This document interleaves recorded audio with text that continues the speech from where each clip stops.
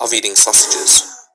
That's right, he defied the church by claiming that the practice of not eating meat during the time of Lent was unscriptural and should be voluntary, not mandatory. The event became known as the Affair of the Sausages.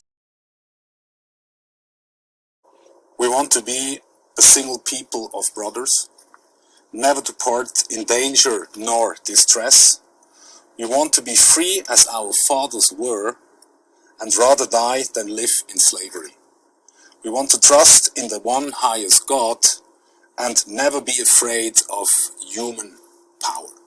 And boy, do we have to talk about Zwingli. The humanist preacher from St. Gallen stunned onlookers in Zurich in an act of defiance when he publicly called for the people to partake in the sacrilegious and downright blasphemous sin of eating sausages. That's right, he defied the church by claiming that the practice of not eating meat during the time of Lent was unscriptural and should be voluntary, not mandatory. The event became known as the Affair of the Sausages. Soon enough, the Reformation had taken a hold of Switzerland, with some of the cantons switching over to the Protestant faith. I wonder where this will go. Now, the Protestant Reformation, you may recall, had a massive impact on the European continent. It kick-started the German Peasants' War against serfdom, the French expulsion of the Huguenots, the Catholic Counter-Reformation, and eventually the 30 Years' War, one of the bloodiest conflicts in European history. Now, because all sides of the war had used Swiss mercenaries, Switzerland basically stayed out of the war. But soon, the continent got tired of butchering each other and sat down to negotiate peace in Westphalia. After signing the agreement, the European powers capped off the meeting by recognizing Switzerland as independent, then tossed them the keys and told them to lock up. Thanks, I guess. So Switzerland is now fully independent, and Europe is at peace. Other than dealing with some local things, they kind of just sat around for a while, with not much to do. Okay, just kidding. Their tagline, "Taste the Tradition," says it all. Swiss Meat and Sausage Company, founded in 1969 by Bill and the late Margie Sloan, has been producing award-winning smoked meats and sausages for over half a century.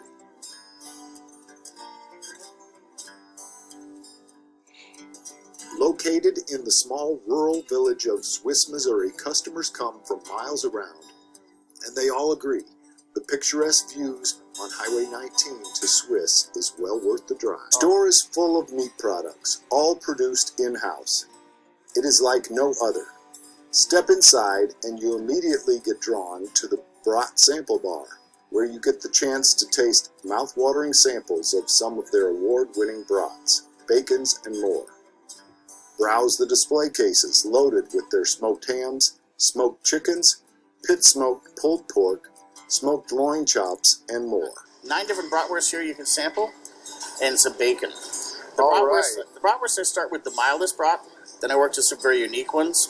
2 smoky ones, and then a little spicy one to finish you off. All right. So the first is the Swiss. Yep. Grab yourself a clean chicken. toothpick. Okay. Now we have 8 varieties of chicken brats.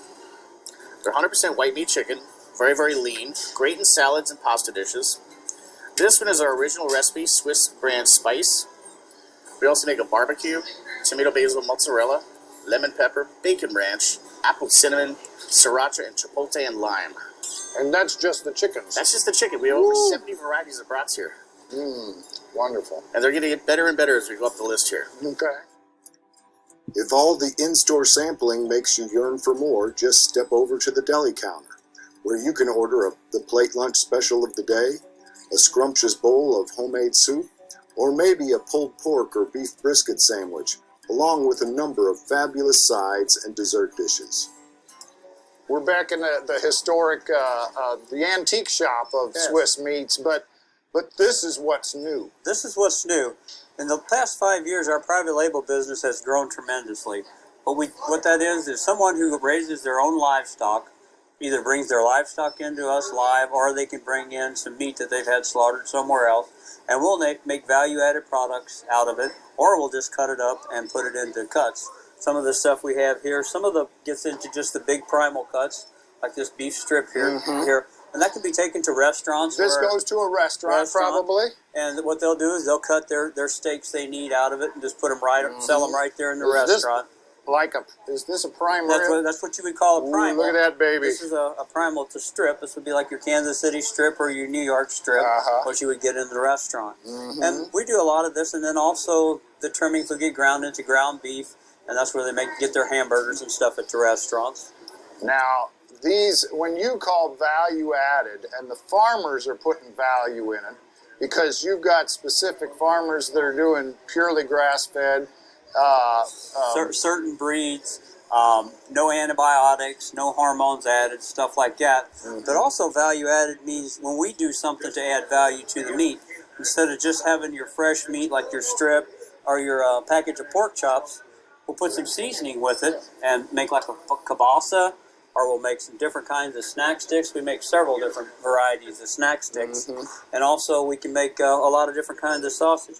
This right here is a breakfast link. What they'll do, they'll sell a lot of these. They'll a restaurant, or they'll have an online business, or they'll go to farmers markets, and they'll distribute their products like that. It adds value to their product rather than just selling the animal to the sale. A lot of times, farm to table, and it beats the heck out of it for that farmer that would take it to the livestock auction and sell it on the hoof for a half or less than what they can sell the finished product for.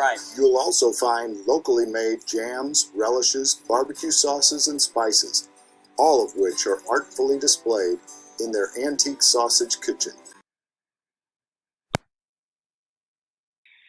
Democracy doesn't get much more open than this. Every April, voters in Appenzell in northeastern Switzerland flood the central square to elect local leaders and judges, not by casting ballots, but raising their hands. This conspicuous open-air vote dates back to the 14th century, when only men willing to go to battle to defend their community were allowed to vote. And instead of voting cards, most of the men carry swords. This is the only place in the whole world where a sword serves as voter ID.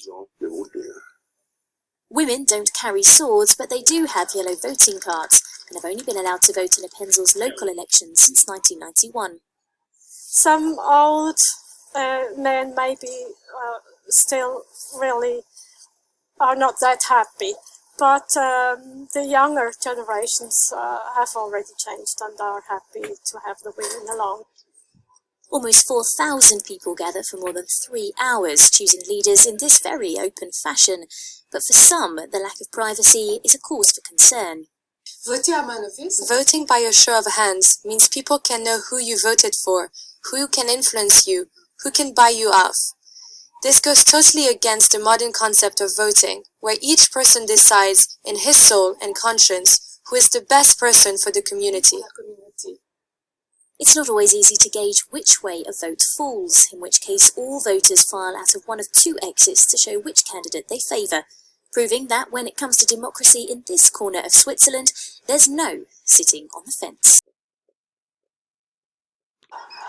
Auch die Frage natürlich, ja, was macht das mit uns als Individuen in Bezug auf unsere Freiheiten, die wir eigentlich hier für selbstverständlich nehmen und plötzlich merken, es gibt Ereignisse, die diese massiv einschneiden können. Werden wir dankbarer dafür? Werden wir sie stärker verteidigen?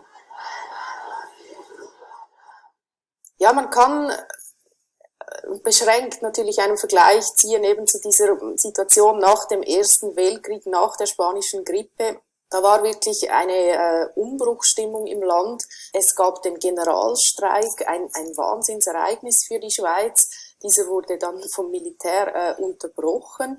Es gab danach die Einführung des Proporzwahlrechts. Also da ist wirklich sehr vieles in diesem Land in Gang geraten nach der spanischen Grippe. Also da kamen ja dann die Roaring Twenties, diese glorifizierten goldenen 20er Jahre, wo viel gefeiert wurde, wo ein sehr exzessives Leben oder ein exzessiver Lebensstil von vielen Menschen kultiviert wurde. Und es ist natürlich möglich, dass so etwas Ähnliches hier auch geschehen wird im Nachgang zu dieser Isolationsphase. At the Swiss political system. Switzerland is divided into 26 cantons. Each canton has an independent constitution, government, parliament, court and police, and is again divided into several communities. Each community, each canton, and the Swiss national government are therefore responsible for certain political fields. For example, the communities are responsible for kindergarten and primary school, the canton for grammar school, and the Confederation of Switzerland for example, the ETH Zurich, the University of Technology in Switzerland. In this video we will mainly focus on the national political system, because every canton works slightly different from the others. All 4 years, the Swiss means a person over 18 with Swiss citizenship vote on the members of the National Council and the members of the Upper Chamber. In the National Council, each canton gets assigned a number of seats in proportion to their residents. For example, the canton of Geneva, with approximately 300,000 residents with Swiss passport, gets assigned 11 seats, whereas the canton of Schaffhausen, with approximately 60,000 residents with Swiss passport, gets only assigned 2 seats. In the Upper Chamber, every canton has 2 seats, except for the canton of Obwalden, Nidwalden, Appenzell Ausserrhoden, Appenzell Innerrhoden, Basel City, and Basel District, which are so-called half cantons and therefore only have 1 seat in the Upper Chamber. After the election of the 2 chambers, the members of parliament vote on the Federal Council, the executive body of the Swiss national government, which is divided into 7 departments and therefore has 7 seats to cover. Compared to other countries, this is quite special, because instead of having 1 or 2 governing parties, right now in 2017 there are 4 governing parties in the Federal Council, reaching from the Social Democrats to the right-wing Swiss People's Party. Switzerland has, however, a president which is a member of the Federal Council, but because the president changes every year within the Federal Council and he has no additional power, the president of Switzerland is politically rather unimportant. With Switzerland becoming a federation in 1848, Switzerland was not only one of the first countries with democracy, the Swiss also implemented direct democracy and have stayed till today one of the few countries where people can vote on a regular basis on laws and the constitution. On average, Swiss citizens can vote 4 times a year on certain issues within the community, the canton, and the nation. However, we have to differentiate between 3 different types of votes: the obligatory referendum, the optional referendum, and the petition for a referendum.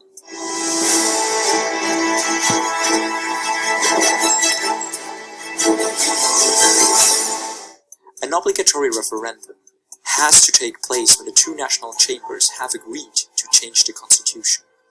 And to put a new article into place, the Swiss citizens have to decide whether they support it or not. An optional referendum can take place after the 2 chambers have passed a new law. To bring the law to a vote, the Swiss have to collect 50,000 signatures within 3 months, and after that, an optional referendum can take place.